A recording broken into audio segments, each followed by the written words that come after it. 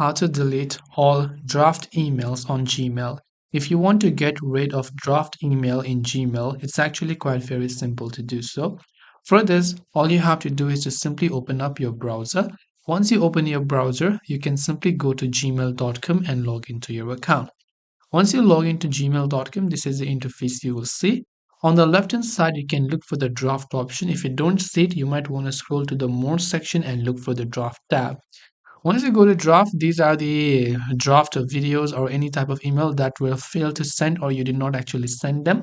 But what you can do is you can just hit and select all option right here, and then just hit the three dots or the more option there, and then just click on the delete button right here. So you should be able to go ahead and then get rid of this and select discard draft option, and all of those drafts will be discarded from your Gmail. This way you'll be able to go ahead and then basically delete your drafts on Gmail. If you have got any further questions, feel free to also leave them down in the comment section.